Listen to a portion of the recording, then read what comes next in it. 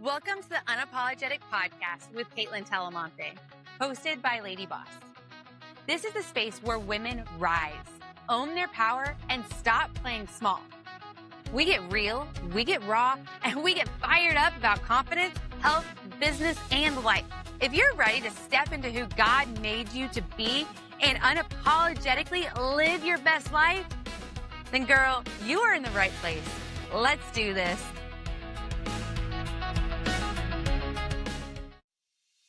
This is what unapologetic looks like. This is my era. I'm walking boldly in my purpose. I'm done dimming my light. I'm done playing small. God didn't create me to blend in. I'm not for everyone, and that's okay. The old me was surviving. The new me is free. We rise together. Here's to living life unapologetically. Hey ladies, and welcome back to another episode of Unapologetic. Today's guest, I am so excited to introduce you to. I've gotten to learn a little bit about her background and some of her life experiences, and she's here to share those with you today. Miss Vivianne Winters Israel. She is a registered nurse, a mom, a cancer survivor, a motivational speaker, a published author of Tender Moments, a diary of a first-time mother, which won a Benjamin Franklin Silver Award. She's also the co-author of an Amazon bestseller, Life by Design, Leverage, Legacy, and Lifestyle. And she also has another book called When Stories, which is also her platform. She is an author of a children's series, and today she is blessing us with her presence to talk to us about the 2-minute transformation. How are you doing today, Vivianne? I'm doing just fine, Caitlin. Thank you so much I appreciate your invitation to your podcast. Thank you so much for joining us. I am so happy to have you on. And before we hit record and actually started filming today, you were telling me about how you first started working when you were 3 years old, and some of the struggles, and I say struggles, but like they were resilient moments you've had in life, and how you've used your 2-minute transformation method to shift to empowerment by pouring into that self-care. Yes. At a time.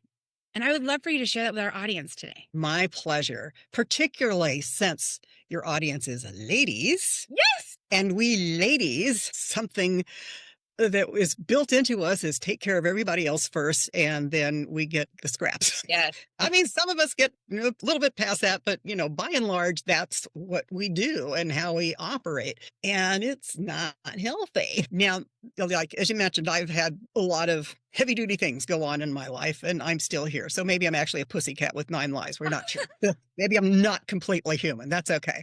I don't think you're going to be prejudiced against me if I'm part pussycat. There were a couple of very large events that were, there's been several life-altering, but a couple in particular, which helped kind of bookend a before and after of taking care of oneself. I've always been a very independent creature, and I thought I was taking care of myself. But, women, when we think we're taking care of everything, we're taking care of everything, and we're like the Y in everything, the end piece with the little tail on the edge that, leftovers. Yeah. So in 95, I was working as a critical care nurse. I was crushed by a patient. A nurse had asked me to come in and help her with this patient, and that wasn't going well. I said, he needs to sit back down. She said, no, his bed's right there. Let's just get him there. Well, he kind of wiggy, wild, big man. And she pulled away, and I was left with this wriggling piece of humanity that collapsed on top of me. And I had 13 points injury in my back and a small stroke with this lovely little event. It was just my daughter and I. Had left my ex when she was 13 months old, and I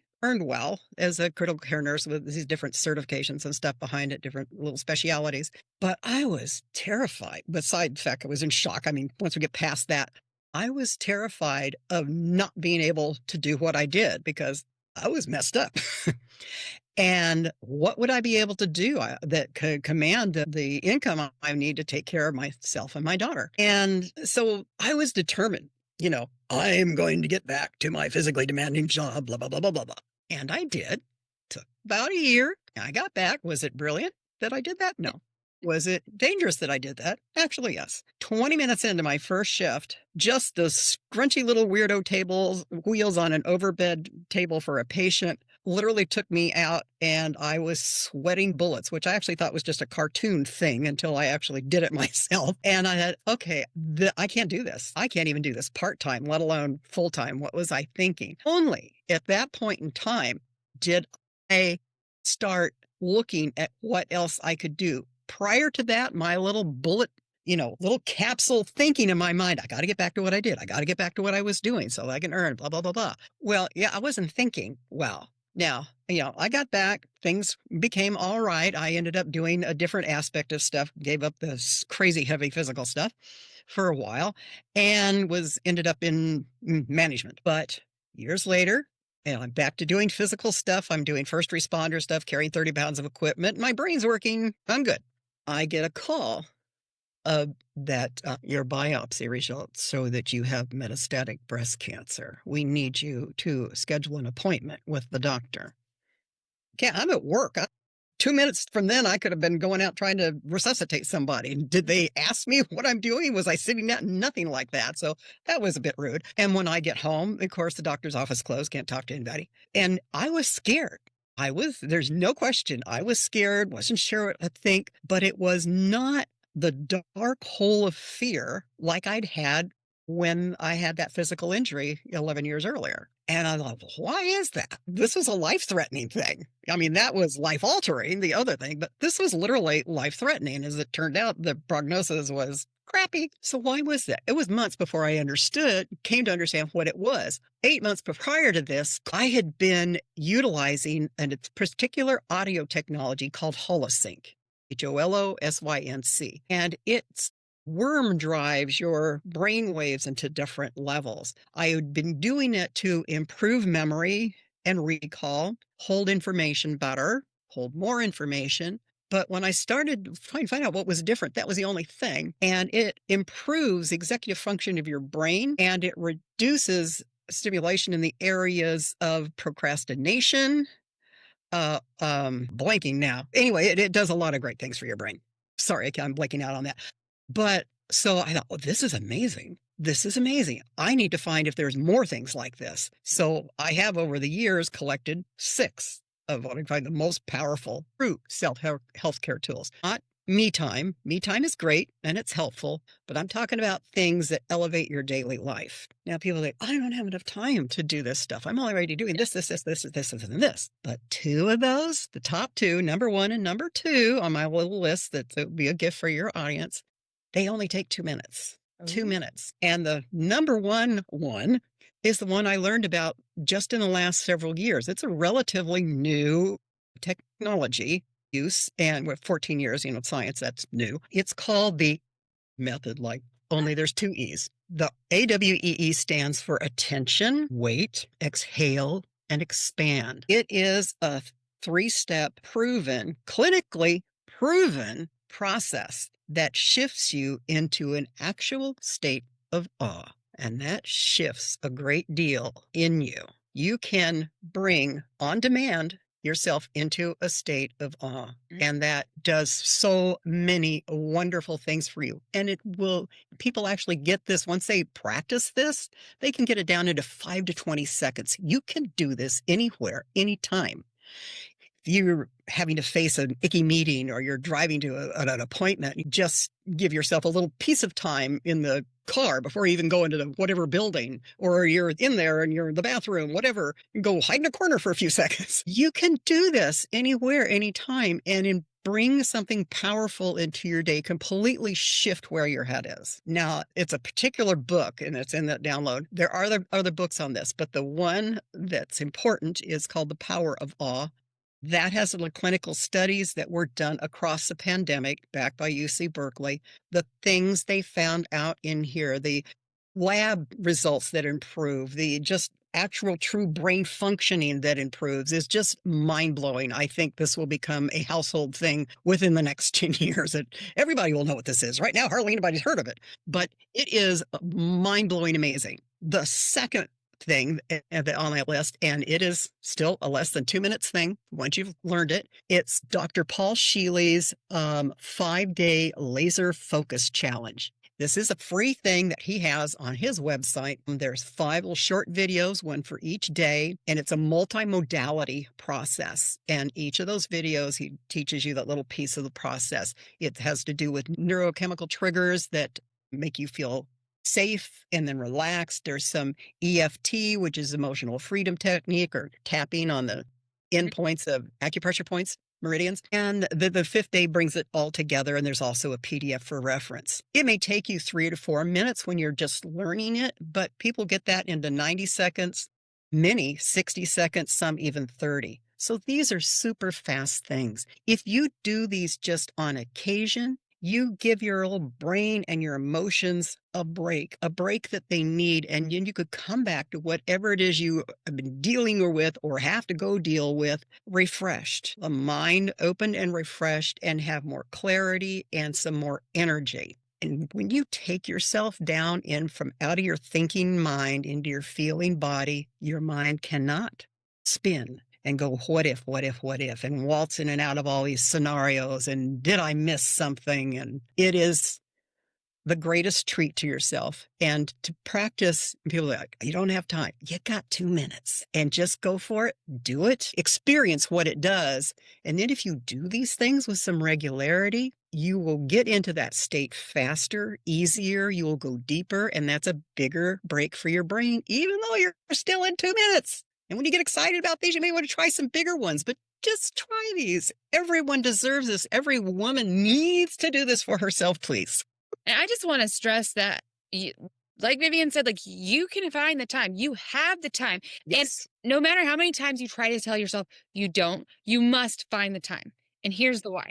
Because 1, you deserve to like you. You have to put up with you all the time. You deserve to like her, right? The other one is those around you want to like you too. Like, your kids deserve the best version of you. Your spouse deserves the best version of you. Your friends deserve the best version of you. And if that person of you, that version of you, the best version, the one you love, isn't there because you're tired, you're burnt out, you're overwhelmed, the what ifs, the anxiety, whatever is there could be tuned out, and something that takes 5 seconds, as Vivianne mentioned, up to 2 minutes, then you can find the time. Yes. You must find the time, because not only does everyone else around you deserve the best version of you, you deserve to be that. Yes. And the base key to this, to spur you, you being your audience, spur you into doing this, is that taking true care of yourself first is not selfish. It is the genesis, the foundation of taking the best care of yourself, your loved ones, others you care about, your coworkers, students, clients, whatever it is you're doing. You cannot fill someone else's metaphorical cup if yours is running on empty. Take care of you first, and then you will show up better for yourself and everyone else. Yes. So ladies, that's how you can do it. Everything for everyone else is take care of you first. You hear that? You must take care of you first. Especially if your goal in life is to take care of everyone else. Take care of you first. Can't pour from an empty cup.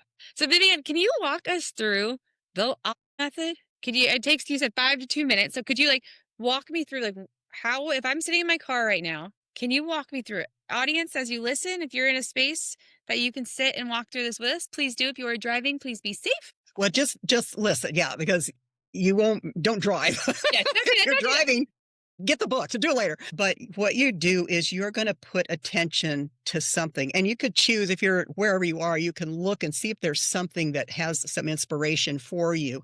But often it can be well, for me, it was one moment when the first doctor's appointment I took my new baby to, when she was itty bitty, I was looking at her and I couldn't believe that we had built this little human. I was looking at her and knowing that she is her, but also thinking, well, she's actually me too. I was just in awe of this little creature, and something that it was been awe-inspiring for. Just take yourself, put your attention on feeling that moment, experiencing that time. First, you identify as something and then connect with it. And once you have identified it, do connect with it, spend some time here, experience that feeling, feel the feeling. And that is the wait part. And then you just breathe out, because you'll get to a point where you find that you're actually having a breath kind of in here. So then you just breathe that one out and then expand the feeling. stay in that little feeling. And when you practice this, it can end up happening so quickly. And for me, in the beginning, it was that same moment because it would take me there just all the time. But yeah, I find you could see something else, and okay, add that little thing, give attention to it, and then wait, and then go through this process. If you, in the book, just read the preface, chapters 4 through 6 will take you detail to detail, and you could skip 1 through 3. That's all science craziness you may not want to deal with. And then there's a whole literally glossary of things at the end of all the measured, clinically proven things that this changes for you and how that state of awe actually affects you and your brain. But it's so easy. It's so easy. Awesome.